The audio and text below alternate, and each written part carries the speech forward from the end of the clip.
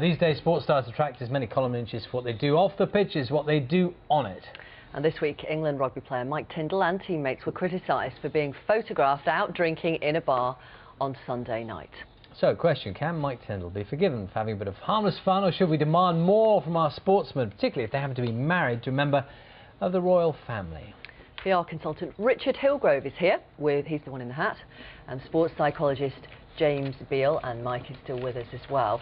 So that some of the CCTV images, Richard, don't look great, but is it a PR disaster, and if so, who for?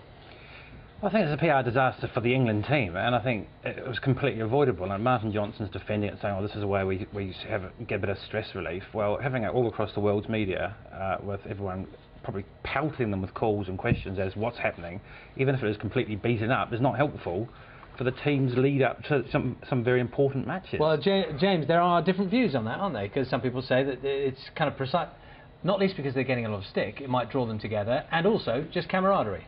Yeah, I think when you're at a World Cup, you need to have a time to yourself, to let off steam, and this is one way that the rugby players do it. I mean, do they have to do it in public? No. Well, that's the thing, isn't it? It's not ideal that this headline has come out, and it was totally avoidable if it was planned. Like Martin Johnson said, we went wandering around different bars. We stumbled upon this bar with dwarf throwing and lesbian jelly wrestling. And I know I think it was the bouncer that released the footage, but anyone could have taken it on a smartphone and released it to the world's media. What are they doing there? Well, they're having a drink. They're having a drink. Chris Ashton does say this morning they weren't aware of the dwarfs when they first arrived. In fact, he says we didn't bring them with us, a sort of sheet.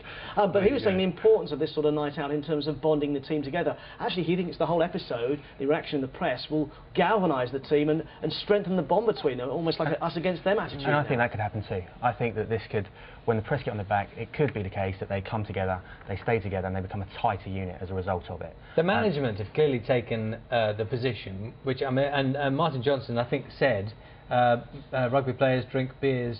Shocker. I mean, he is saying, look, this is happening all the time. It happens that there's some pictures of it. I really don't mind. Well, he's saying he's put his arm around 700 women in Queenstown as well. I know he's sort of 50, making actually. 50, all right, 700. 5,000 women in Queenstown. Okay, so this is how it gets exaggerated. But I think the main issue here is Mike Tindall has now married basically into the royal family. And everyone totally underestimated the impact of him getting married 6 weeks ago to Zara Phillips and what that would do. And the media is touch sensitive to anything. I mean, they could have taken 30 pictures of him and used picture number 17 with him looking a certain way, and they would do it. And he's given them ammunition. It's a rude awakening for Mike Tindall.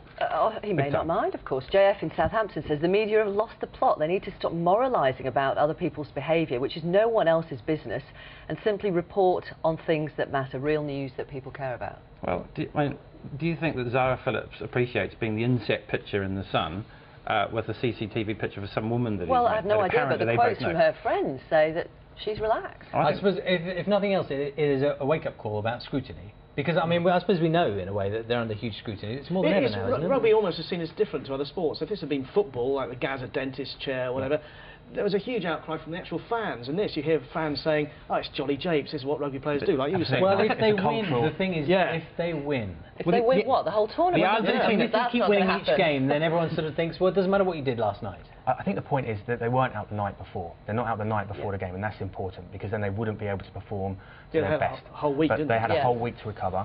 And I think really, if they're able to let off steam in that way, or if they're able to let off steam perhaps in that way or a different way, then that's going to help them. That's going to help them in terms of remaining calm. That's going to perhaps galvanise the team a little bit. And there are positive things from it. The issue really is around appropriateness of the letting off steam. They've already been criticised for an undisciplined game. They sort of scraped through a win, and it was pretty undisciplined. And then to have them all out on the lash like a stag weekend doesn't send the right message to the world about England. England is better than that. I mean, I'm from New Zealand, and the All Blacks are not out on the lash. As far as you know. Well, they might. Look, I've got no issue with them having a drink and relaxing, but the idea of going into a public environment where clearly the whole world's media are on radar. It's just a PR flaw, basically. We will leave it there for now. Richard, James, thank you very much. Thank you. Thank you.